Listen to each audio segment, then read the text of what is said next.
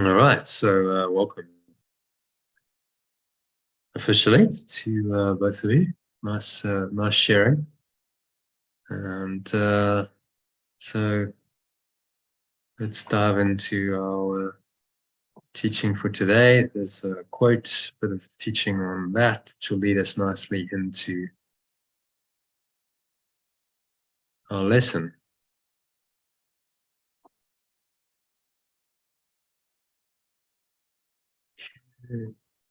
Our stream going.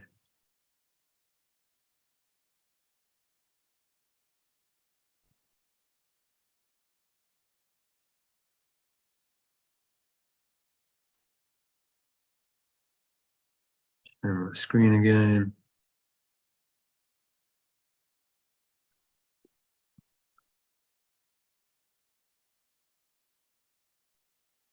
Okay, so one of you can read the quote.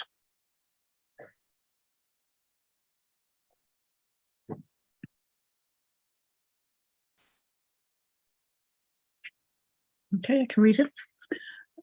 Darkness cannot drive out darkness. Only light can do that. Hate cannot drive out hate. Only love can do that. Yeah, so inspirational quote from Martin Luther King Jr. You know, his story stood for the light in quite a dark time. Follows logically on from yesterday's one about facing and overcoming fear, because another name for fear is darkness. It's an alternative language we call limited awareness. Only light, which an alternative language is pure formless awareness, perfect love, pure formless awareness, for short, can drive the darkness or limited awareness, false expectations appearing real out of your mind. So we talked in our sharing about the expectations. If you have any expectation of a future outcome, even if that's for miracles, then there's some darkness still in your mind because you're not fully present. The light is only here now. Light is your pure formless awareness, which is fully present, fully here now, and there's nothing else. There's no other thought. Thought of future is a denial of that awareness, so a denial of the light or the past. So there's only these expectations or desires that cause us to suffer and so obscure our true pure formless awareness. Because the more important to us they are, the more attached we are to them. The more they engender fear that they won't be met, and they set us up to experience continual disappointment. That disappointment is known as grievances in the Course, when they're not met. So Yeshua calls them idle wishes and grievances. He says these are partners or co-makers in the world you made. Idle wishes and grievances. Who wants to read that? Partners. Yeah, I can. Idle wishes and grievances are partners or co-makers in picturing the world you see. The wishes of the ego gave rise to it, and the ego's need for grievances, which are necessary to maintain it, peoples it with figures that seem to attack you and call for righteous judgment. These figures become the middlemen the ego employs to traffic in grievances. They stand between your awareness of your companion's reality. Perceiving them, you do not know your companions or yourself. Quite a powerful teaching. Idle wishes and grievances. The parallel in Buddhist teaching is idle wishes are a craving. Tana, I think they call it. The craving, the desire of the ego. And then the grievances, he called aversion. So we have then an aversion reaction based on our idle wishes or our expectations. So I expect something to happen, and then it doesn't happen, and then I have a grievance, which is an aversion reaction. And really what I'm saying is I desire for this not to be that way. This shouldn't be happening. It should be another way. So aversion is a grievance, is resistance.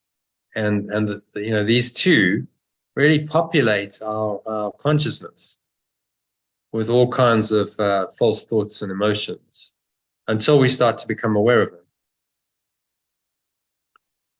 You know, it was interesting. I spent a day with these people who are doing the house sit. They're not here now, and I don't think they'll ever watch this, so I'll mention it. And I couldn't help but notice that so much of the time they're going, "Oh, I hate that. You know, I hate the weather. I hate."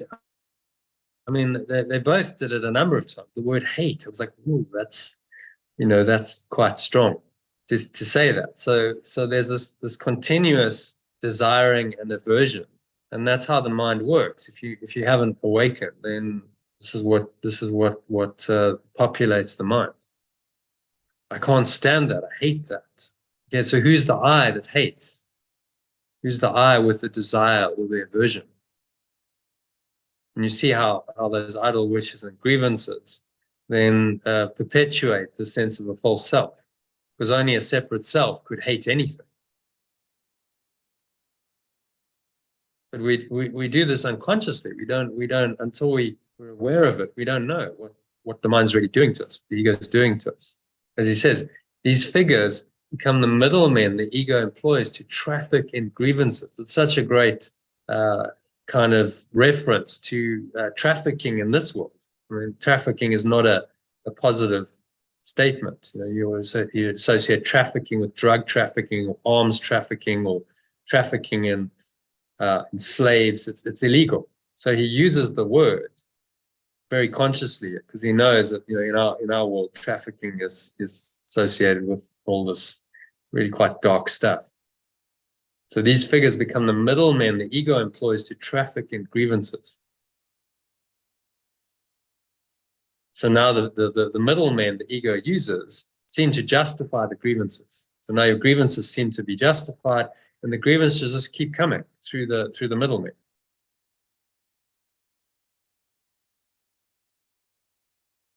And these stand between your awareness and your companion's reality.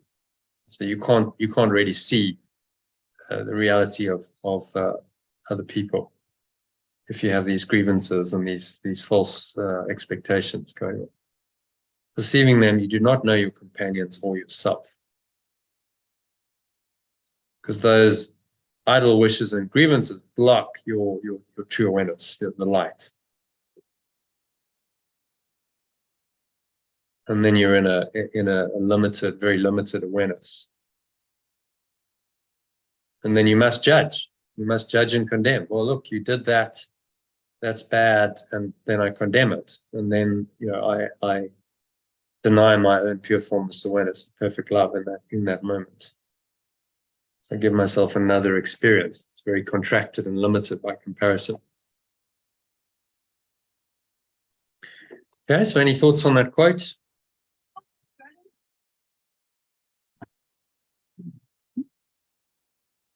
It's very beautifully put, as you said. Yeah, explains it very well. And you see the similarity between this and, say, the Buddhist teaching. Just different language. Craving is the idle wishes, grievances is aversion. Yeah. So these two masters saw the same thing. They just called it different things. And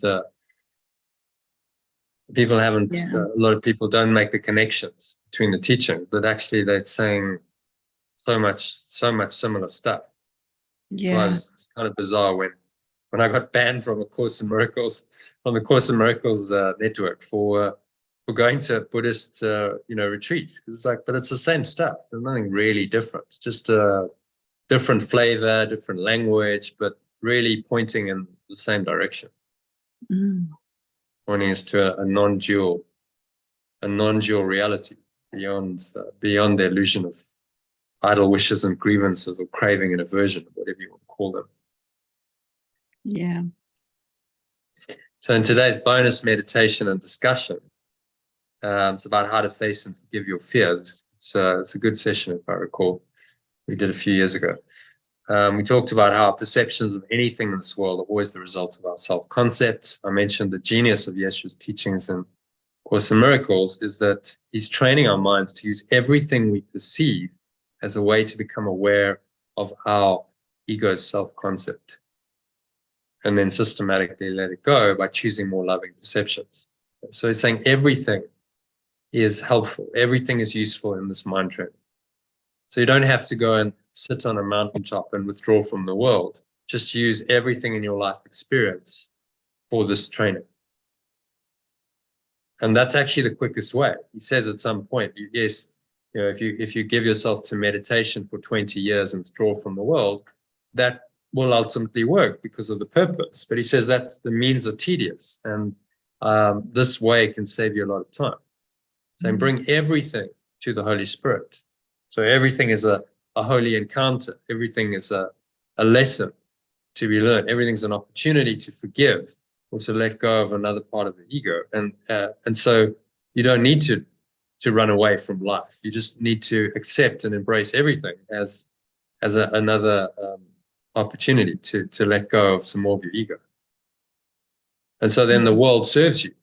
You don't need to run away from it. You embrace it and say, okay, well, bring it on, because this is exactly how I'm going to undo my ego. And the more challenging it is, the better, because that means that my ego is really coming up quite strongly, and then I get to see it, and then I get to let it go. So, if you have these really tough challenges in life, like you, it's actually a good thing. It's a sign of that you're on an advanced path, and that you're ready to handle it. You're ready to do this. You don't get given anything that you can't handle. Yeah. So, it seems like a disaster from the ego's perspective, but actually this is your path to awakening in this life. And you needed those challenges to awaken you. So it's all perfect in its imperfection. Whereas if you had a nice, let's say you've been born with a silver spoon in your mouth, and they're very sheltered, very protected, and actually everything kind of went all right, and no major challenges or tests, then where's the opportunity to grow? Yeah. So you've come in. Yes, your karma's created this. Your ego's done this, but the opportunity on the flip side of that creates for you is awakening. Opportunity to awaken through this, if you see it. So because it's such a difficult, challenging situation in life, you have to awaken to overcome it. And that's exactly what you came to do. Yeah. So you two ways. You could go, oh, this is terrible. That was just awful, and you pretty you have a grievance your whole life. You don't awaken, and then you haven't really learned from this life. So you carry on. You take that karma with you. You come back, and you probably do it all over again with Simon or another similar character, and you have to repeat the lesson in another life. Yeah. Or you say, okay, this is it. I'm going to face all of this. And I'm going to use this for the undoing of my ego, because that's what it's really for. And I'm going to get the job done in this lifetime. So I never have to come back and do it again and face insane situations and characters like this ever again. This is the final time. That's quite inspiring. You think of it that way. Yeah. Okay, I'm going to be done with insanity. There are going to be no more psychopaths and sociopaths and corrupt judges and all of this crazy stuff. Careful what you say. In my new reality. Yeah. Careful what you say on a public recording. Well, none of them have been named, have they? So, but don't mind. Yeah. So, well, he's welcome to try and sue me. Good luck with that. But that's what I said. Good luck with that. But the point is that this is happening for you. Yeah. It's happening for your awakening. Yeah. It's a spiritual path. You've got A Course in Miracles. You've got the teaching, the perfect teaching that can help you to overcome this. Because yes, you're saying, well, bring it all on. Whatever it is, it's part of your forgiveness. It's something you need to let go of. It's helping you to deconstruct your ego self-concept. So that's really the genius of it. You see, he's taken the very mechanism of projection and perception that the ego has invented, to perpetuate itself. He said, let's reinterpret that and use that to free yourself. So the ego's strongest defense becomes its Achilles heel, becomes its weakest point, which the Holy Spirit will use to undo it. And it has no answer to that except to continue projecting. So it just keeps, and maybe that's what you experience. You said, okay, well, I thought there was a shift, and then there's more stuff. So it's got to amp it up. So okay, so project some more stuff out and try and tempt the mind back into the darkness through the projection. But then that's exactly what you want, because you're drawing it out, aren't you? The Holy Spirit says, great, bring it on, because now that's bringing more of this unconscious darkness, which was suppressed in my subconscious, into my conscious awareness, so that I can work with it and I can release it. So bring it on. I'm not scared anymore.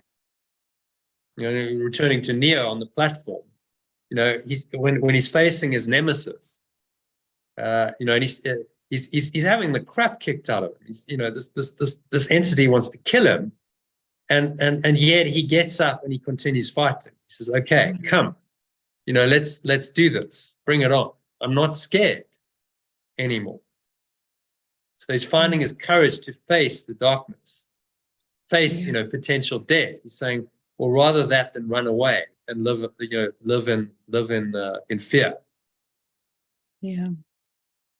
And then the end of that scene is, he's about to die. You remember Smith has him in a necklock on the train tracks, and he's saying, that is the sound of inevitability, Mr. Anderson. That is the sound of your death.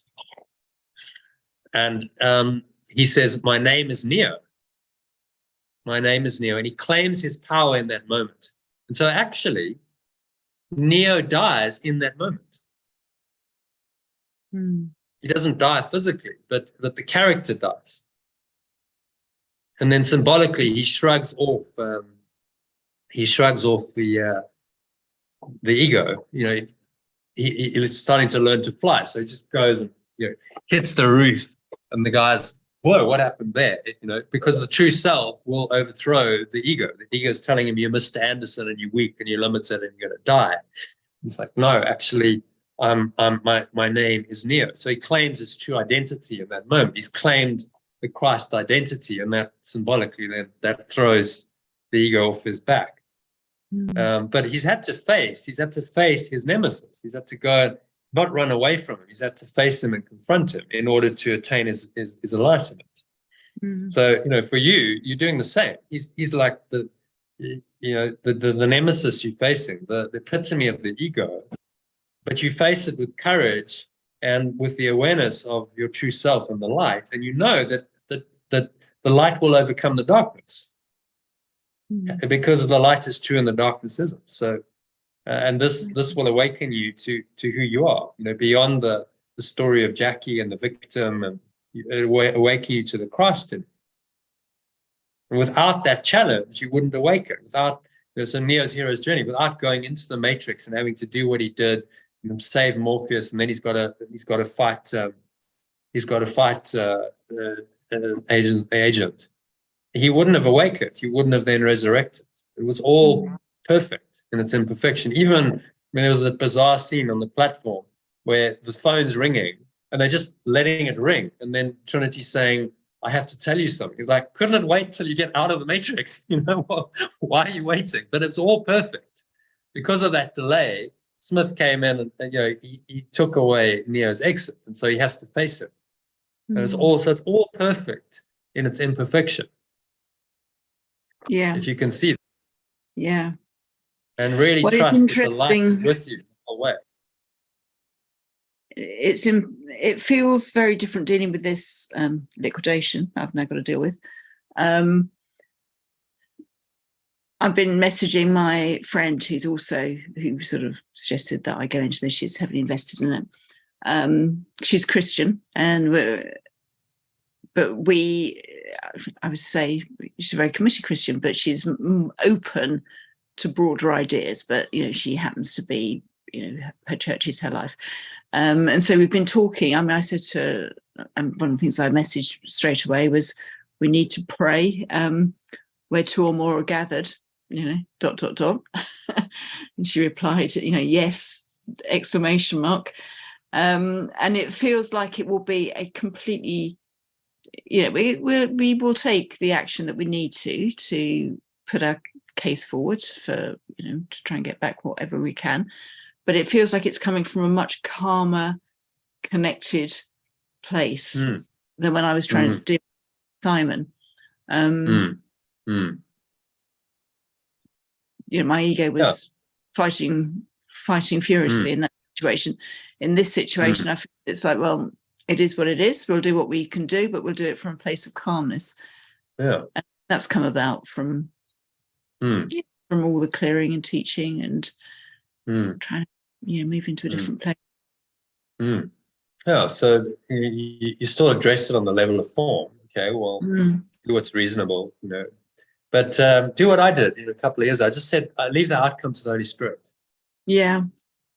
I'm not concerned about it. It's like, because the guidance is very clear. Leave it to me. So it's just leave the outcome to me. Don't worry about it.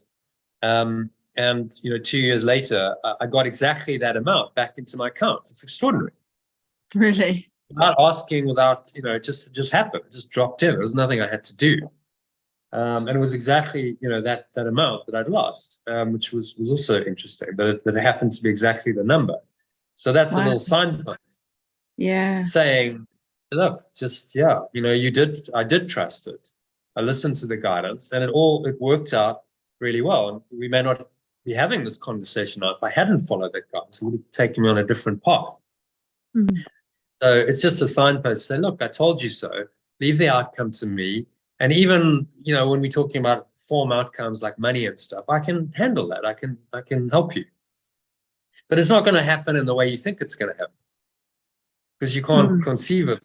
How would I have known 2 years ago that, this situation now would unfold this way? No, it's no way. So you just trust in the moment that, yes, okay, I'll follow the guidance and leave everything. I mean, the message really of this course is so simple. Leave everything to the Holy Spirit. Yeah. Right? Don't keep any aspects of your life apart. So no, with my finances, no, I have to manage that because this is the ego's world and it's the ego's domain. No, the Holy Spirit can be your financier, your banker, your investment advisor, your coach, your counselor, your comforter, time of need, your friend in your darkest hour, everything. It's there for you. And it can give you guidance in any situation. And we just have to stop making exceptions and exclusions. Say, no, I can handle this one on my own. No, I can't do anything without it. It's because it's the ultimate intelligence of the universe. It's the deepest intelligence. It's the highest possible awareness. In the dream of time and space, this is the highest awareness you can attain. Is being connected to the spirit of life itself that underlies the entire dream, and that is pulling everything back to itself, to this life essence, which is one life, one awareness, and so that's the ultimate purpose of the whole dream of time and space, is to pull everything back to oneness. Now you're tapping into that intelligence, and that's going to guide you. There isn't anything higher. There's no other higher intelligence that can do what it can do. So why wouldn't you listen to it? Your puny attempts to try and manage your life are really, he says it somewhat pathetic. They're just pathetic compared with that. Compared with this infinite intelligence of spirit that knows the whole of time and space. It knows the whole picture. It knows the whole at-one-ment plan for everyone, including yourself, but how you fit into the whole picture. That's just an intelligence we can't even consciously, we can't comprehend that. That's just so beyond our human understanding. But it's available to you if you just listen, because it will just tell you, Jackie, do that. Jackie, go there. It just gives you the guidance in the moment as to what to do, and then it's your choice to follow or not. And so in this situation, okay, so pray with her. Okay, well, you don't know what that will lead to. You connect with, maybe the whole point is to connect with her, And maybe then she comes into this course as the spiritual path. You just don't know. You have no idea what the outcome will be of the situation.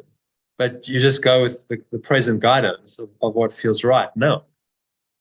And that's the most liberating way to live your life. Okay, now what's happening now? Okay, guidance. Okay, that's the next step. And so you flow forward. You know, you think about how you drive a car. How do you get from anywhere to anywhere? You don't know the whole road. You just know the next 100 meters of the road. You can see 100 meters ahead and say, okay, there's a turn on the road, so I'll turn. Say, how did you get there? Well, you know, I just followed the road. I turned when I needed to turn, and I braked when I needed to brake, and I stopped, and it just kind of the journey unfolded. And so life's like that. You know, you can't know. If you start looking too far ahead, you lose sight of, you know, what's right in front of you, the next step. Yeah. So that guidance is always there. Okay, just turn right here, Jackie. Go left. I mean, David Hoffmeister was interesting. He said he actually got physical directions from spirit. He would be driving around the United States and be like, right, David, go left here, take that highway. He had no idea where he's going. So, okay, get up every day, get in my car, I drive. You tell me where to go, where to turn left, where to turn right. It was literally just guiding him step by step. And they said these amazing encounters would just happen. It's like, I have no idea where I'm going to go, where I'm going to sleep tonight. And then the day would unfold and be like, oh, now, you know, I meet someone else and they invite me in and they say, oh, no, there's a bed for the night, and they feed him. And then, you know, and then they say, oh, you should go and visit my friend here. And then, you know, the next day he goes, and so he was really trained in this for 5 years. He was on the road, just, okay, moment by moment, you know, I'm guided. This is great mind training. Which then prepared him for, you know, the rest of his journey, and to really live this stuff. Not just a theory; it's, you know, he's actually lived it. Yeah, absolutely. And the same applies to us. You know, live it. Well, I do that with the kinesiology and the pendulum. I have asked, you know, if I don't know which way to go, which way should I go, and you know, it does work. But I've just never called it spirit. I see it as just using my tools, but I perhaps need to see it differently, that they're not my tools, that it is a connection with spirit. Yeah. Well, what, you know, the pendulum is just a vehicle, a mechanism for the communication to come through. But if you're clear enough, you don't need a pendulum. You can just tap in and you can just tell you directly. Yeah. Hey, just tell me, you know, where to go, what to do, and then the thought comes in, or a signpost comes in, or something comes in to give you the guidance. Yeah. And even when things are seemingly going pear-shaped, you actually see that they weren't. Yeah. Often in hindsight, they're not really going pear-shaped. It was actually part of the whole plan. Yeah. It just seemed they were going pear-shaped. You needed to have that challenge, that difficulty. And then often, you know, that flows forward into something else. You go, oh, well, if that hadn't happened, then I wouldn't have got this miracle happening. Yeah. You know, you just never know. And that's, you know, to come back to Sally, to the development of trust, that's why you've got to lay aside all judgment, because you actually have no idea. What you think is good and bad, you have no idea. So just, you know, let go of those ego judgments and just trust that, you know, everything's actually always happening perfectly for you. Yeah. That's the laying aside of all judgment. So you learn to see everything is helpful. Yeah. He says this takes great learning. Yeah. You know, develop trust. He says earlier here.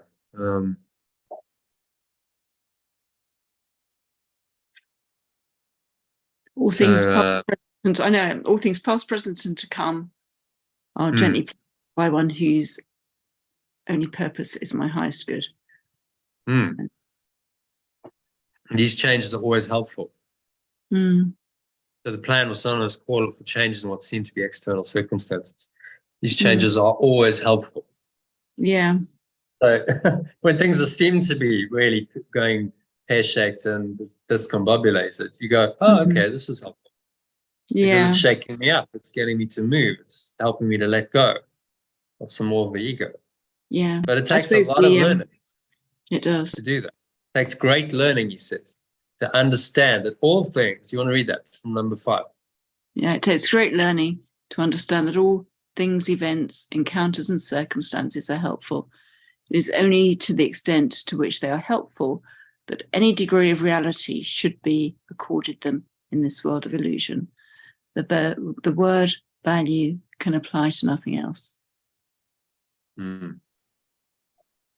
And helpful meaning bringing you to peace and oneness. Yeah. Bring you back to truth, who you really are. So when things are really challenging, then they are helpful because they're making you go deeper. You have to go and find, this deeper self, the true self, beyond that. Yeah, it's very tempting. Something happens like it happened yesterday with this liquidation. Very tempting. The first reaction is to go, "Oh, you idiot! Look what you've attracted now with your careless thoughts. And you didn't guard your thoughts, and now look what's happened." And yet, there has to be helpfulness in it because it's happened for a reason, and it may be that the answer is I need to guard my thoughts better, but who knows what else can come through it. Yeah, well, in the moment, you go, okay, well, how is this helpful? Okay, so this is an opportunity to let go, maybe of some attachment to form outcomes, an opportunity to connect with your friend on a deeper level, and to do it differently. You said you had the situation with your ex, drama unfolding, so this is an opportunity to do it again and do it differently. Do it with the guidance of the Holy Spirit instead. You see, so that's always helpful. It could be a really good lesson for you to learn. So, as you said, it takes great learning to understand that all things, events, circumstances are helpful. Yeah. Especially the things that seem to be disasters. Those are the most helpful. Yeah. So that's a complete turnaround in your thinking and the ego's thinking. And this is resilience. We talked about resilience earlier. This is like, well, if you can do that turnaround, then you become a highly resilient person. Yeah. Because it doesn't matter what the ego throws at you. You go, well, this is helpful. Oh, more apparent challenge. So this is helpful. Great. I can learn something. And that's the hallmark of resilient people. That's what they do. They reframe. If you listen to that Stoicism podcast, this stuff is very old. That's what they did. The Stoics would reframe. They even called it reframing. How's that? In 2,000 years ago. You reframe it. Reframe their perception of a situation. Say, well, okay, how is this helpful to me? Even if it seems to be a challenge, Stoics would be like, well, there's something good here. So, this, the Course in Miracles is very much along those lines. Stoic philosophers would resonate with what this teaching is. Interesting. Okay. So for me, I mean, the Course is like a culmination. It's got everything. This path. You look at various other paths, Stoicism, various philosophies, and it actually incorporates all of it. It's so comprehensive. You can see these teachings everywhere in the Course. So it's my reference point. If I listen to something or read it, and then I go, okay, so what does the Course say? If it's true, you'll find that there's a confirmation in the Course. Yeah. That there's a resonance there. Yeah. And if it's not, then there'll be a contradiction, and then you discard it. Yeah. So that way you can remain open. You're not closing yourself off to anything, but there's a discernment. You can't accept all things as true because not everything's true. You must have the discernment to say, yeah, okay, that that's in alignment and that's not. Yeah.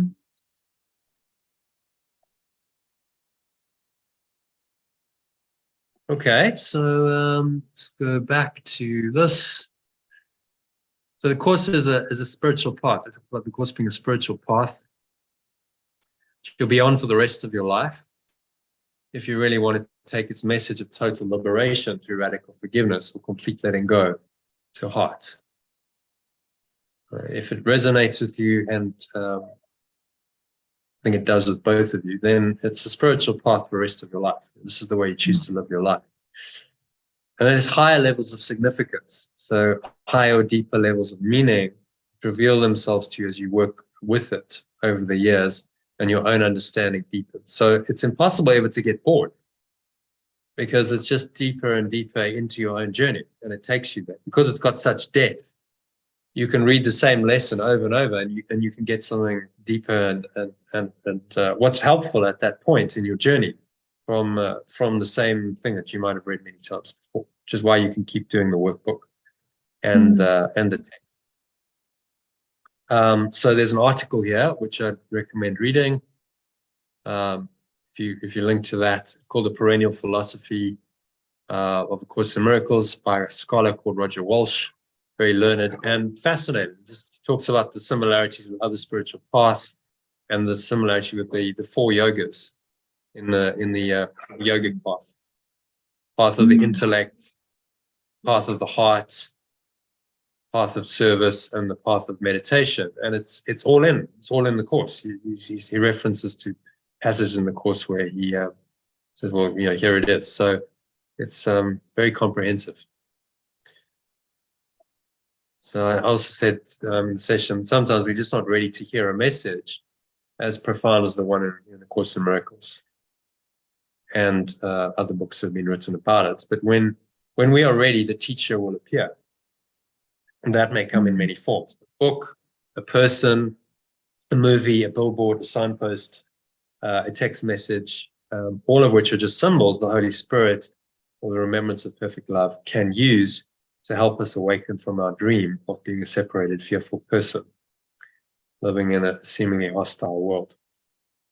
And there's some personal testimonials there of a few people overcoming their darkness or limited awareness that takes the form of misperceptions about aspects of their lives. So you can listen to some other people from a few years ago. So good session. There's also meditation that you can listen to as well if you feel so inspired. Which brings us to where we are now, the session and the lesson for today, which is a lovely one. It's one of my favorite ones, I think, in the whole course. I am the light of the world. Or translated, I am the true awareness of the world. So let's dive into this. I'm just going to go into the Word document in case you want to edit anything. So, yeah, who would like to read number one? Do you have to go, Jackie? You said half an hour. Can you stay? What time is it? I'll stay for the lesson, actually. Then I'll go. Yeah. What time? Okay. Can't quite see. No, 10 past 2. Almost. Okay, I'll stay till 2:30. I've got to go and sort out some of this stuff. Okay. You want to read paragraph 1 then in the original and the alternative? Who is the light of the world except God's Son? Who is the true awareness of the world except perfect love's extension? This then is merely a statement of the truth about yourself. Carry on. I'm just going to let it go. Okay, it's the opposite of a statement of pride, of arrogance, or of self-deception. It does not describe the self-concept you have made.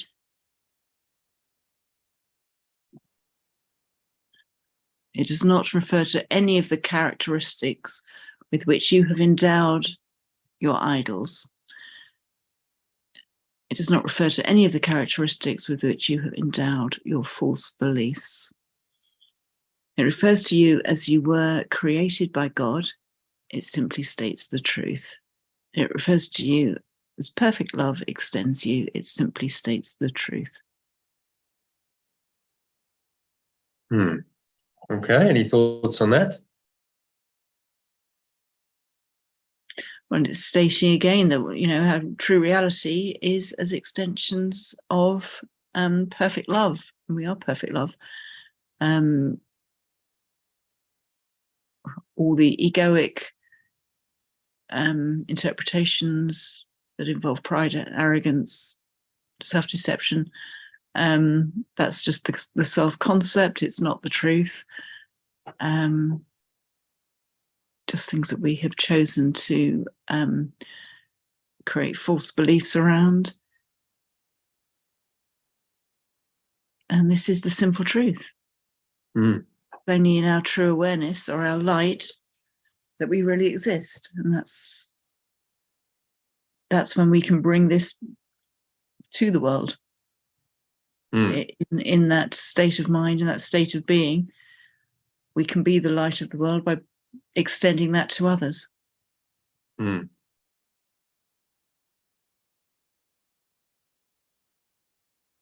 Yeah, well said. Good summary.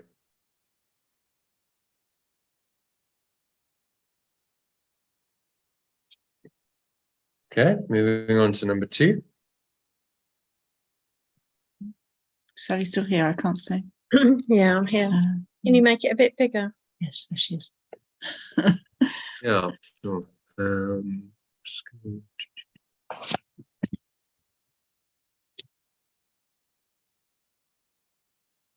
let's go to. Is that okay? Yes, thank you. To the, to the ego, today's idea is the epitome of self-glorification. To the alternative, you have to go down a bit. Mm-hmm. Mm-hmm. To the belief in separation, today's idea is the epitome of self-glorification. The only problem when it's bigger, isn't it? You've got to keep going up and down a bit. Mm-hmm. But the ego does not understand humility, making it for self-debasement. I suppose this is Mistaking it. mistaking it. Oh, yeah. Mm. What?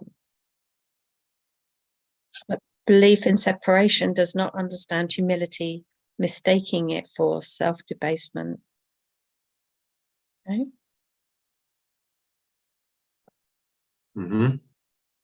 I keep getting confused where we are now. It's better. Mm-hmm. Maybe it's too big because I can't see the bigger picture. Okay. Somewhere in the middle there, something might be better. Okay. I'll make it 125%. How about that? No, better? Yeah, that's better. Which one have we done now? Humility consists of accepting your role in salvation and in taking no other. Humility consists of accepting your role in awakening and no other.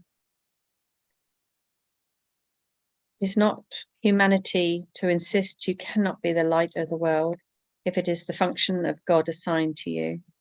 It is the function of God assigned to you. It is not humility to insist you cannot be the true awareness of the world if that is the function, pure formless awareness of perfect love assigned to you. It is only arrogance that would assert this function cannot be for you. What? It is only arrogance that would assert this function cannot be for you, and arrogance is always of the ego. It is only arrogance that could assert this function cannot be for you, and arrogance always comes from the belief in separation. Okay. Yeah, so what's he what's he saying here in this one summary of? Actually, I think I've just had an idea. What I'm going to do is record these little summaries, and then at some point we can transcribe that. So there'll be a little kind of recording of the transcription of the summary of each paragraph. What's he saying in paragraph 2? I haven't got a clue.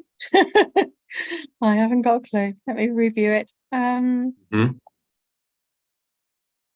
So separation is like trying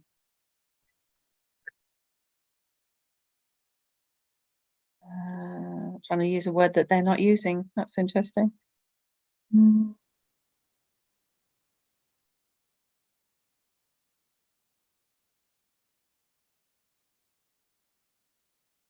Yeah, it's not humility to say that you're not true awareness,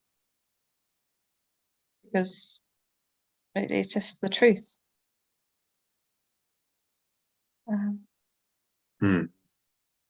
So it's only the arrogance that will do this. But it's that dysfunction cannot be for you. Yeah, arrogance always Right. comes from the belief in separation. Yeah. Okay. Yeah, it's interesting. So the ego will tell you, who are you? You know, I mean, you go around saying, I'm the Christ, I'm the light of the world. People go, look, who do you think you are? Get back in your box. You're just, whoever, just little Sally or Jono. Or, what do you think, you're Jesus or something? Hmm. And actually, the truth is, yes, we are. We are exactly as him. He's saying, we have the same power. So when he started doing this, not everyone was happy with it. Certainly the Jewish leaders and authorities weren't. His family weren't that happy. They were like, well, what are you doing? Just come back and be, Yeshua. You're the head of the family now, because his father had died. So just, play your part and you earn a living and do your trade. He was a carpenter, do all this stuff. And he was like, no, I'm the light of the world. There's a bigger calling here, which not everyone can see. So it's arrogance that will say to you that this isn't your function. You're not here to be the light of the world. Funny, isn't it? That it switches it around like that. Yeah, that everything's upside down in the ego's thought system. So what else would you expect? It'll tell you that it's arrogant to claim your power as the Christ and to say you are the light of the world is completely arrogant, because it can't believe that. It has to believe that you're unworthy of that function. It has to keep you in the self-concept that is very little by comparison. So it's got to find a way to do that. So, you're just being arrogant and full of yourself, and this is grandiosity, but it's not. It's actually grandeur. And so we have to tell the difference between grandeur and grandiosity. Part of the discernment. Grandeur is, I'm the light of the world and I allow the light to come through me and use me. Grandiosity is like, I feel unworthy, and then I feel like I have to big myself up and project out this whole false self-concept in the world. Take, you got to love it, Donald Trump. I mean, perfect example. Grandiosity. No grandeur. There's no depth of wisdom. He doesn't really know who he is. He actually feels unworthy, and then so he's got to puff himself up, and he's got to be the grandiose self. And he's got to be president of the United States, and a wealthy billionaire, and on it goes. But there's nothing of substance there. I think we all know that. Everyone kind of thinks he's a joke, because there's no character there. No depth of character or wisdom at all. So yeah, it switches it around and tells us a lie. And this lesson, today's lesson, is the counter to that lie.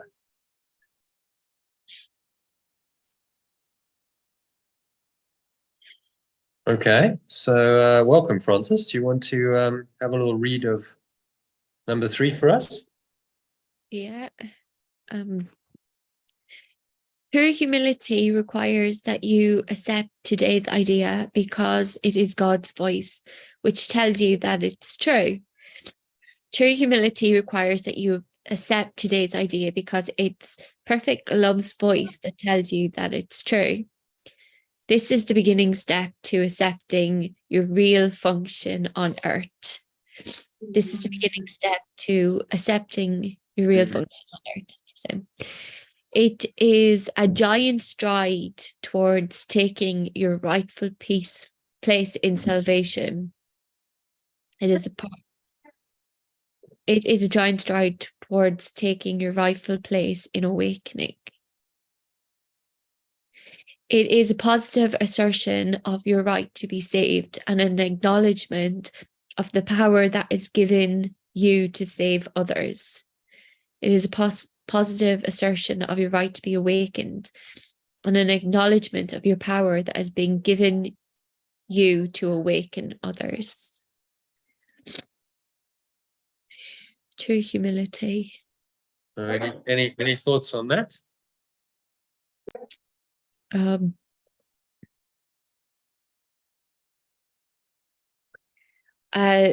that humility and being truly humble is to accept your place in the way, and to just show up because you've got your bigger and your bigger purpose.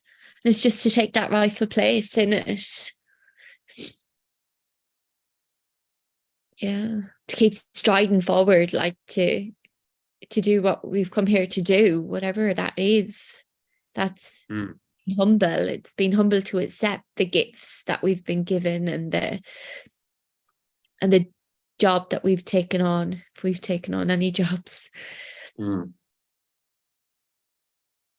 Yeah, because it's humbling. Like, I always feel kind of humbling when I can guide or lead people to a new perception. It's kind of a really humbling thing to see the little ahas, or the little transformations even that they have. It can be quite a humbling experience. Yeah, it is.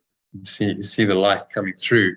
As you see it coming through you can't doubt anymore that it's there. Yeah. So that's why as you express and you extend the light, you come to know that you are the light of the world. And the extension of it outwards through you is an essential part of the journey. Yeah. And it's not arrogant to claim that power. It's actually humility. It's actually saying, I'm just what I am. I'm surrendering to my source here. It's arrogant to deny what I am. Yeah. But the ego is going to tell you the opposite. It's going to tell you, who do you think you are? The Christ, you're the light of the world. No, get back in your box. You're just Francis.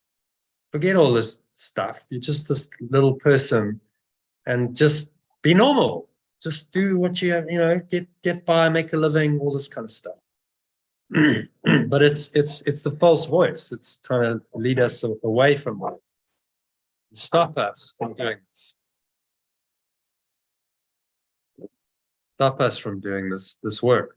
And the beauty of this teaching, is Yeshua he's inspiring us. He's saying, no, this is the truth. This is the truth of who you are. Remember, and the world won't accept this. Many people in your life won't accept this because they're not there themselves. But you know it. You know it to be true, and there's other people who know it to be true. So that's why we join every day on Zoom, because we all know we are the light of the world, and we affirm it for each other.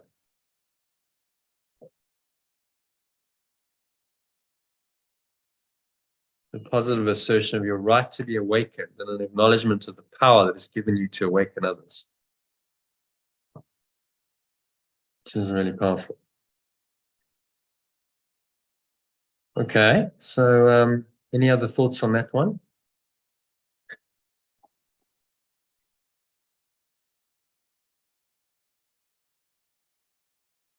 Yeah, I do think, like, where you just said that, it's the acknowledgement and stuff, acknowledging the power that has been given to you to save others. Because when we are kind of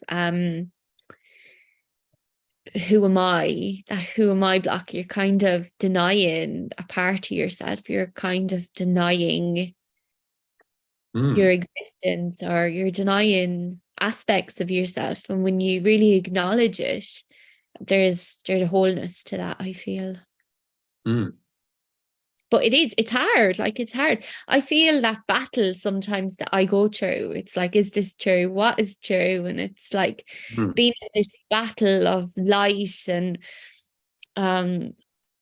like, I don't know. It's funny that kind, especially at the beginning, where you are in your journey. Like, there's definitely there's definitely an internal battle that goes on. Yeah. There is. There's a struggle between the true self and the ego. The ego is telling you to get back in your box and just be normal. The true self saying, no, that normal is dysfunctional. That the world's normal is insane. And this, how can you ever be happy in that? It tells you that. And some people listen to that voice and others don't. But you can't listen to those who haven't listened to that voice because they've taken a different path. You just cannot listen to them. One of the best things I ever did was the age of 13. I made the decision, conscious decision, that I would not listen to my father. Yeah. Wow. Because he wasn't on the path. I didn't want to become like him. So I was like, okay, I cannot listen to this man. I cannot follow his advice or guidance. I have to do the opposite. It was quite useful. You'd be like, do that. No, okay, well, do the opposite. Very clear. A simple decision rule. It meant, of course, that I didn't get on with it ever. But so be it. Because I couldn't enslave myself to the ego by listening to one of the ego's agents, even if he happens to be your father or mother or someone close to you. You can't listen. The ultimate power is the true self, Christ, and you must listen to that and that alone. Yeah, it takes a lot of bravery to break away from that conditioning, especially at such a young age. Like it's like a deep knowing, a deep bravery to be like, no, I can't. I see the truth, and that's not the truth. Like I know a lot of people, they never can break away from that. Like can never break away from the conditioning because of those entanglements between. Well, I've seen it with my siblings. My other two they never broke away. And they're still, they're in their 50s now. Still in that conditioned mind. When are you going to do it then? Now my sister has the opportunity because she's lost her job, and she actually said, yeah, well, I do acknowledge you because you've stuck to your guns. You've gone the whole time. You've been consistently, okay, no, this is the way, I'm going to follow it. And with great pressure, even saying, no, this is the path you're on is wrong. I had to stand and say, no, it's not wrong. I know it's correct. Even though, on the level of form, it doesn't seem to be.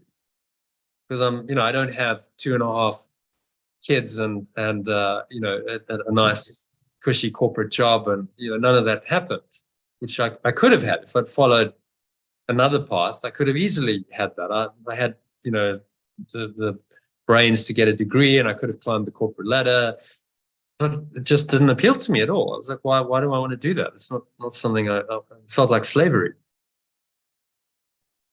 So it does take a lot of an inner strength to hold to this light. Say, okay, the light and the darkness don't mix. You can't follow both. Yeshua said it very well 2,000 years ago. He said, you can't honor two masters. If you honor the one, then you'll be denying the other. So you must choose which master you follow. And that master is the spiritual master. The special relationships you have, parents and siblings and spouses, and that's not the true guide. The true guide is the spirit, and that can come through people, but often it doesn't come in our families, in our special relationships. It's in fact the opposite. We get the ego coming through.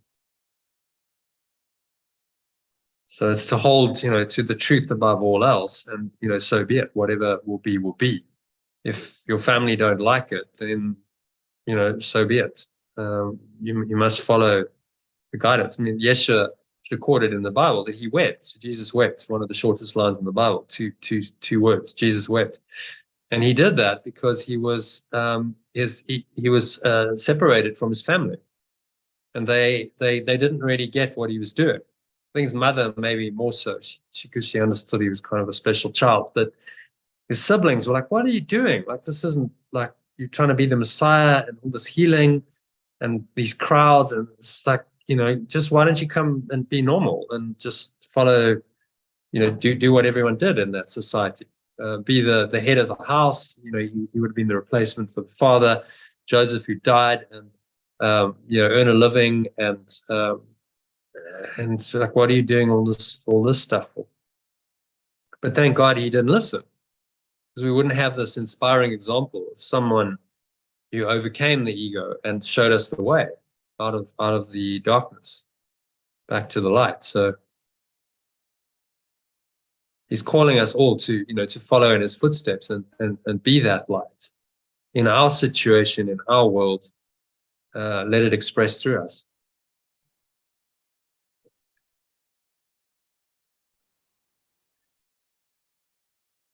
Okay, and then number 4. Sally, do you want to read that one? You want to think about this idea as often as possible.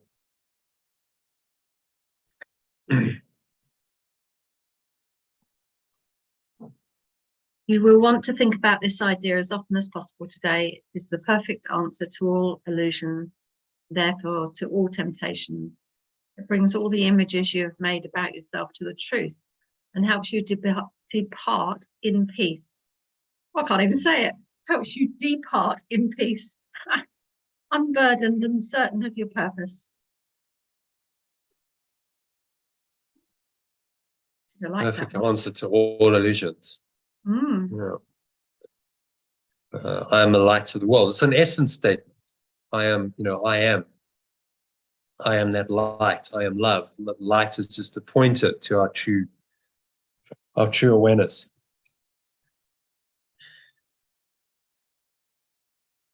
And he says, I am the light of the world. Franz, do you want to read this? This is the short statement. Yeah. I'm the light of the world. I am the light of the world. That is my only function. I am the true awareness of the world. That is my only function. That is why I am here. What I like about this is the clarity of it. Saying you don't have any other function. That's it. It's to be that light. You think your function is to be a mother or a father or a good employee or a business owner. You're mistaken. That's not your function. Your function is to be the light of the world. That's the true function, and then that can extend into all of those roles.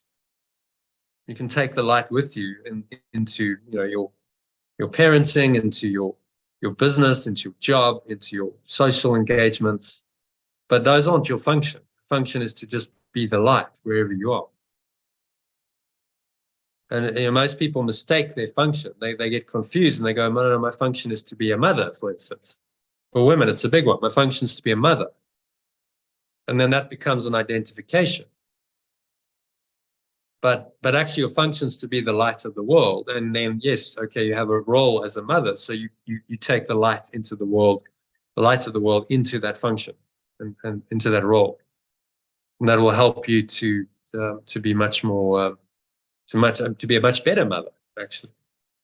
A much less neurotic mother, much less controlling and critical, and all of the things that mothers can do. You overcome that to be a truly inspired and inspiring.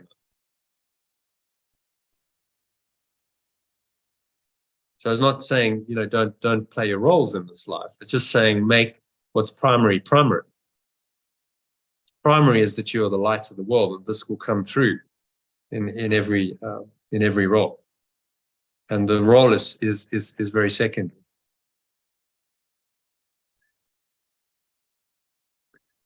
Okay, and then just the rest is a bit of guidance on how you practice it. So reinforce it through the day. So repeat this frequently, even if it's just for a few seconds. I'm the light of the world. That only takes 5 seconds to say, and just drop into that awareness for a few seconds. But if you have longer, then do a breath break, 3 minutes.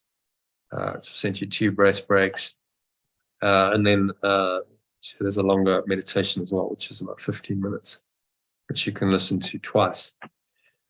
And we'll go into a meditation on this just now. But let's just read number 7 first, Francis, if you can. So just to close this out. Okay, today's idea goes far beyond the ego's petty views of what you are and what your purpose is. Today's idea goes far beyond your separate self's petty views of what you are and what your purpose is. As a bringer of salvation, this is obviously necessary. As the bringer of awakening, this is obviously necessary. This is the first of a number of giant steps we will take in the next few weeks. That's the same. Try today to begin to build a firm foundation for your advances.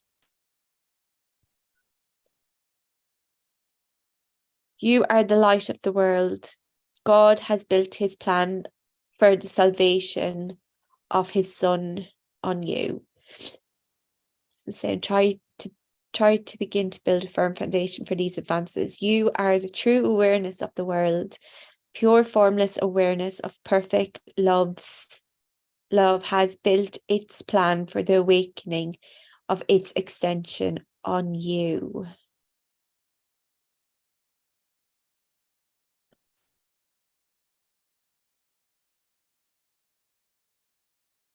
That's quite a thing to recognize, isn't it?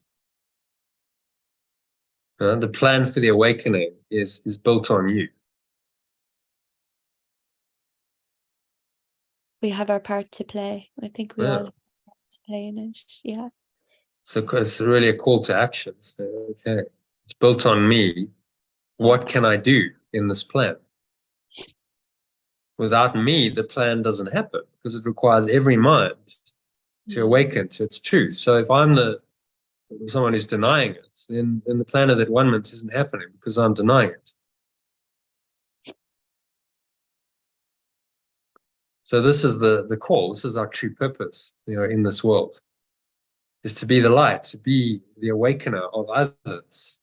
However that looks for you, you will have a special function. How that looks is going to be different from, how everyone else does it. It's unique to you. That's your special function. But the awareness, the awareness or the light is the same.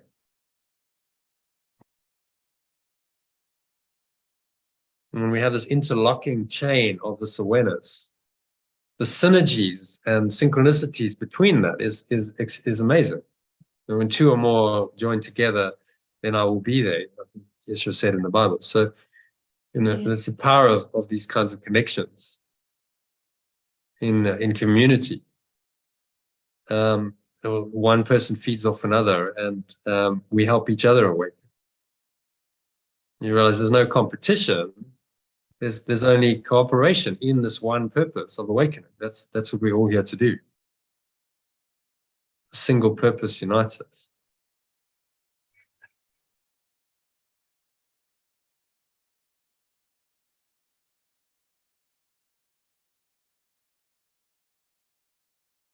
Okay, so any thoughts on that?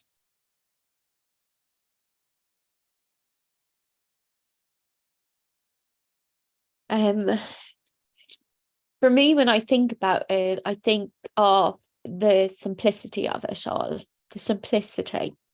And I think as humans like complicated. We would like to complicate everything because when things are too simple, you feel like, oh, I'm not doing enough, or I'm not being enough, or I'm not, if it's too simple. And humans like to add steps so that they feel more accomplished, maybe. So whenever I think like, oh, I am the light of the world, I'm like, it's too simple. It's too simple for me. And it's coming back to the simplicity and being okay with the simplicity and being like, this is my only function. Every day when I get up, my only function for this day is to be a light for the world. And it feels large in its simplicity, but it's just the ego trying to overcomplicate things and to be like, no, like, it's just a funny thing. It's just funny sometimes when you get to a stage now where you're watching your ego and you're watching the things that the ego tries to play in force, the way it plays out, or the thoughts that it puts in there to distract you from the simplicity of what we're doing and who we are.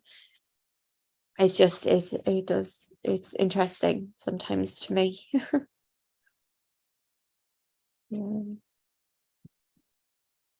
Yeah, well said. I think it's That's very accurate. Yeah. Tries to overcomplicate it, and it's actually really simple. I am the light of the world. Very simple statement. Yeah. To understand it deeply, well, that's that's a whole journey. But I am that light, or that awareness, is a simple statement of the truth of who you are, and that awareness then is given primary importance.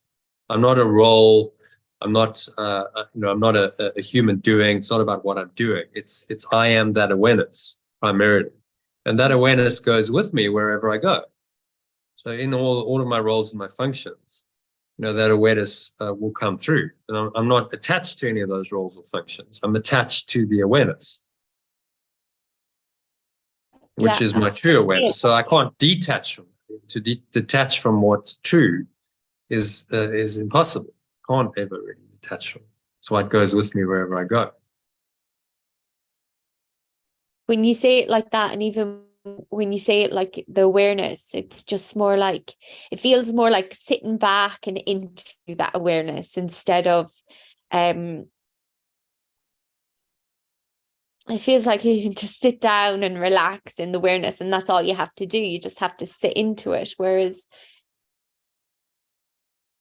the ego wants you to be out there looking for something to do, or looking for someone to be, or looking for something to make it whole, or to make it feel purposeful, when all you have to do is just sit back into that awareness.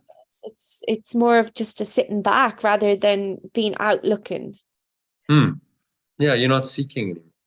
Yeah, seeking. But then you might be inspired, from that state of awareness. Then your actions become inspired. Okay, so then it tells you to do something. Okay, well, you do it. Yeah. Not because you're seeking and striving. You're not seeking to find something that you don't have. It's just an extension of the light. It's like it just wants to extend into the world.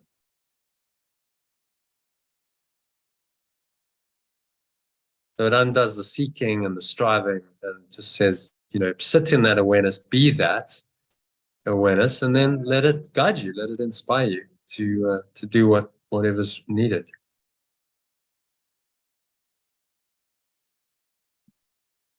And if that's nothing for the day, you just sit in that awareness. Well, that's perfectly fine, because you're not a human doing. You are that awareness. You're being primarily. So that's the benefit of translating the light into awareness. Is that, okay, well, it's my own awareness. Makes it very clear. Not somewhere outside of me. It's in my own mind. I am the true awareness of the world. Right, so this is the one true awareness everyone's looking for. Everyone's seeking this awareness, and I have it. I am it. I just have it. Because actually having and being are the same at the highest level. I am it. And now I can extend it, because I am it. I can extend it, and I can help other people to accept it as their own awareness. So that's the function then of extending this awareness into the world. And you'll be guided as to how to do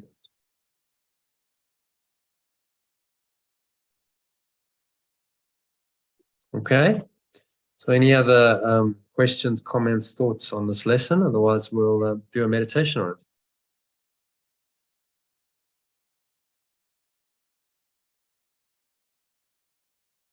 Sally, all good with it? Go into meditation now? Yeah, cool. Yeah. Okay. So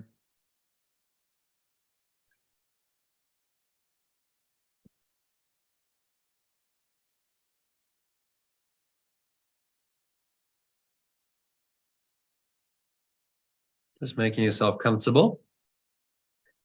Sitting with your feet shoulder width apart, back straight.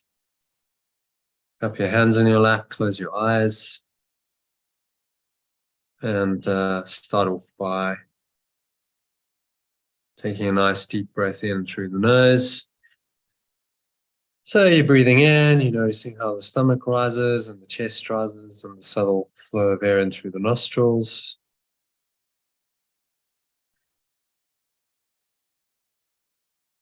Find the sphincter muscle to lock the energy in, draw the energy up your spine.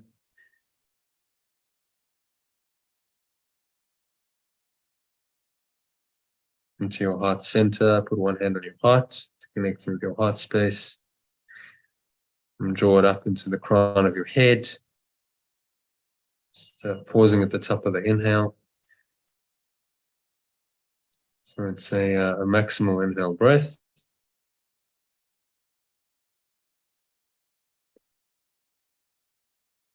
And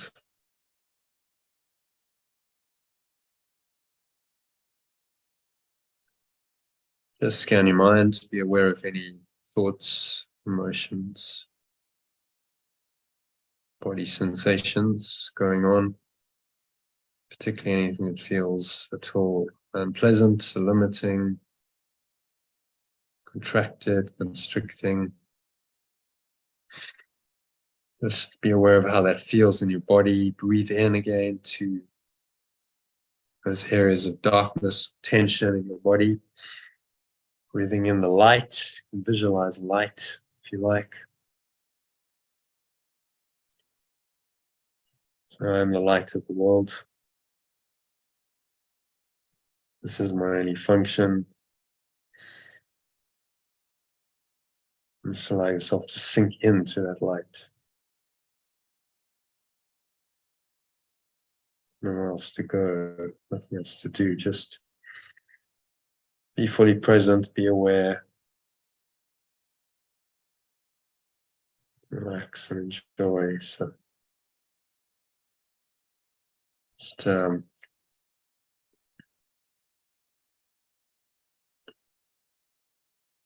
exhale, blow it all out. The breeze of your breath, and the nothingness that it really is. You're expelling out any darkness. Just remind yourself that I am the light of the world.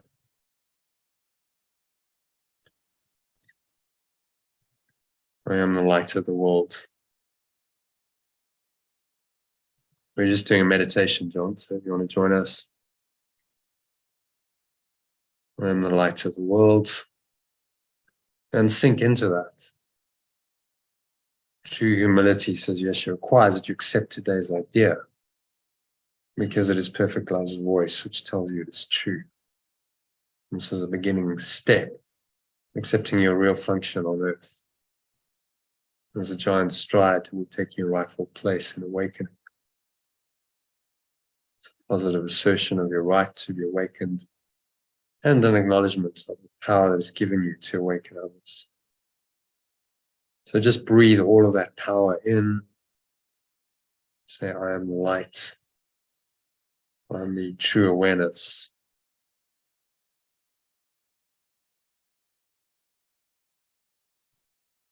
Of the world.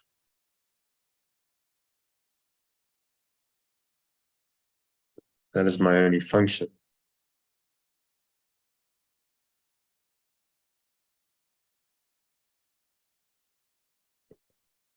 That is why I'm here. Say these statements to yourself aloud if you can. Just it's an affirmation for truth. I am the light of the world. I am the true awareness of the world. That is my only function. That is why I'm here.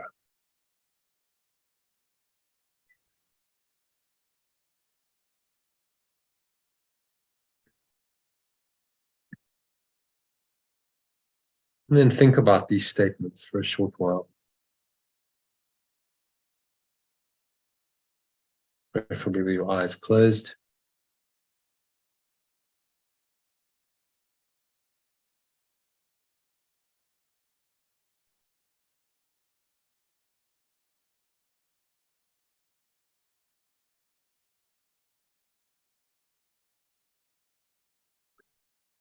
And surrender inwards.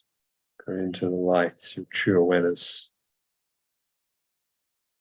sinking inwards to it.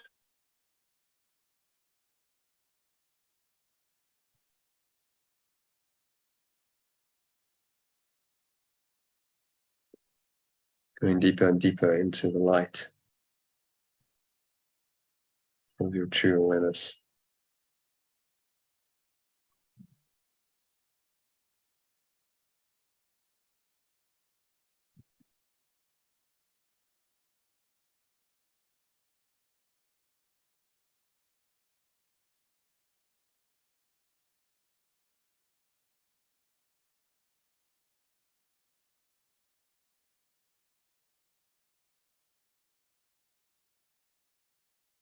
There's nowhere else to go. There's nothing else to do. And there's nothing else to think about.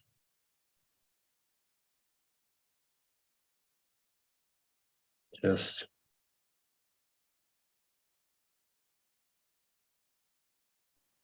breathe nice, deep, slow, rhythmical breaths in and out through your nose.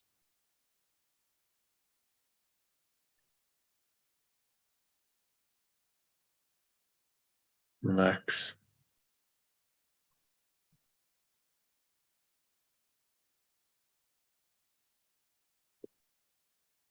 And be still.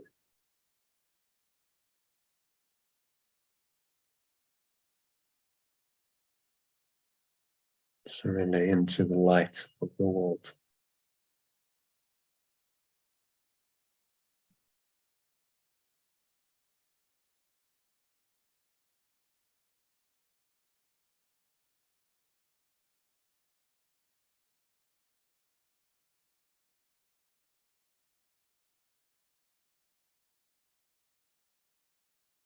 Now I am the light.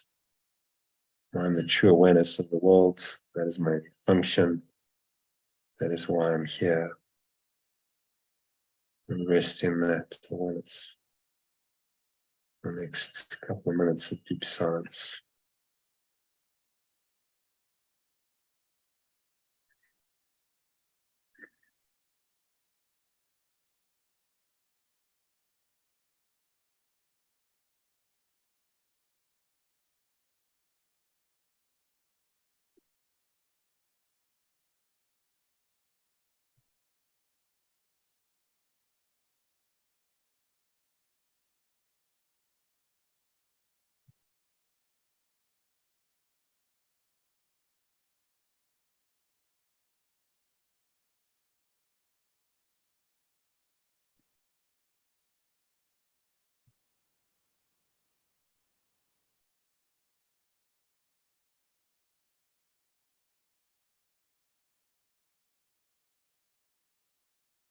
Many thoughts seem to come in and just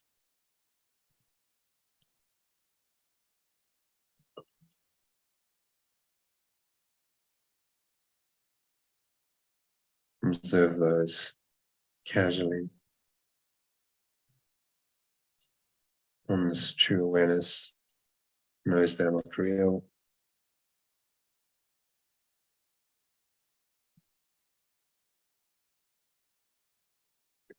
And let them go.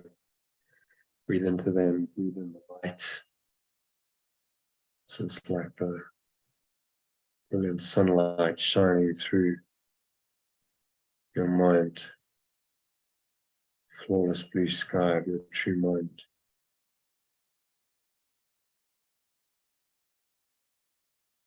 Shining away all the dark clouds.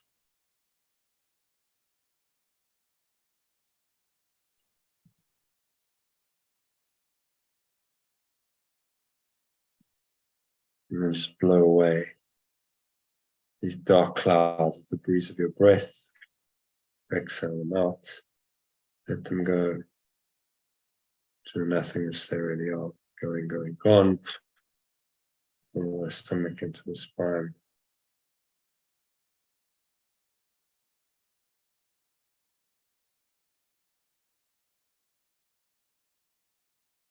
And rest in the light.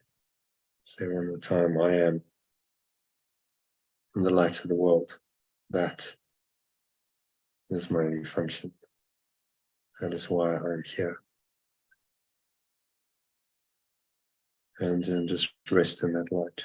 Another couple of minutes of deep silence in true awareness.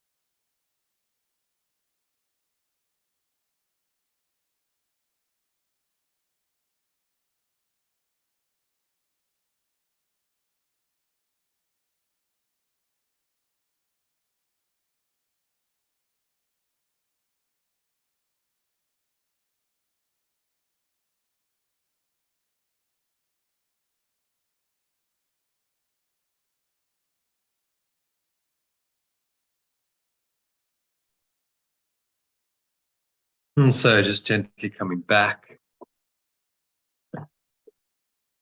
to an awareness of the body and the breath, senses and the world.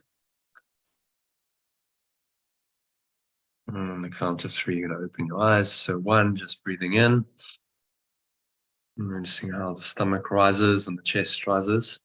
And the subtle flow of air in through the nostrils. And just pause at the top of the inhale. Pause at the top of the inhale. Notice thoughts, emotions going on, particularly anything that feels negative or limiting, attracted or constricting in any way. Just breathe into it and be willing to let it go. Just reminding yourself of today's lesson. I am the light of the world, or I am the true awareness of the world. That is my only function. That is why I'm here. So exhale. Just blow it out, exhaling, letting it all go. And using the dogs will bring us out of the meditation. So on the count of 2, just notice the weight of your body pressing down into the chair, your feet touching the ground, noticing what you're feeling and touching. Notice anything else going on. Physical senses, but without judgment. Don't name it, judge it, label it. Just stay in non-judgmental presence, which is the true awareness of the light of the world. Stay rooted in that. Set the intention to stay there for the rest of the afternoon and evening. And so on the count of 3, you're going to open your eyes, just look around. So observe whatever is going on in the room around you, just from this state of true awareness, the subjective state. And just don't judge anything, don't name it, don't label it. Notice that this true awareness, the light of the world, which is your only function, is there, underlying everything you do. Everything you see, everything you do, it's that same awareness is there. And to stay connected to this, just top yourself up frequently with a breath break, giving you a short recording, 3-minute recording to do that, or you can just follow the short instructions I've given you in your text message and email message for today. So that brings us to the end of the meditation and the first part of the session. So Sally, if you need to go, now's a natural exit point. So see you on Sunday, I hope. Well, our session Sunday afternoon, I think. What time works for you? Actually, I've got a masterclass at 7, so I'll probably run it quite early in the early afternoon. I've got a transformation game on Sunday, so I doubt I'm going to make it. But thank you very much for today. It's been fun. What time's your game finishing? Like 5? About 5, 6, yeah. Okay. Maybe we'll start it sort of at 4, and you can join us for some of it. Okay. Right, I do. Okay. Thank you. Bye. All right. Thanks, Sally. Bye. All right. John, how are you doing? Yeah, I'm doing good, thanks, John. Yeah, I've got a dog who needs some attention here. So Okay. what I was thinking is why don't we? Are you free tonight? Why don't we reconvene a bit later? That's okay and with do me. the text. Yeah, does that work for you? Yep, that's fine. Because I can just. I didn't take them out this morning because it was raining, and as you can hear, hey, I think they need a bit of exercise. So Yeah. I'll go do that. That's fine. Shall we meet at say 5 o'clock? Does That should be fine. that work? Yeah, or 6? What's better for you? It's quite a lot. There's quite a big text section to do today. It's 18 paragraphs or something. It's quite a monster. So Yeah. 5 o'clock. Okay. Work? Yep. Okay. Then I'll gives me a chance to take them out. But let's make it 5:30 actually, just to give me an extra half an hour. Yeah. Okay. It's good. 5:30. Yeah, and then we'll go. Yeah. Okay. Thanks, John. See you later. Okay. Cheers, John.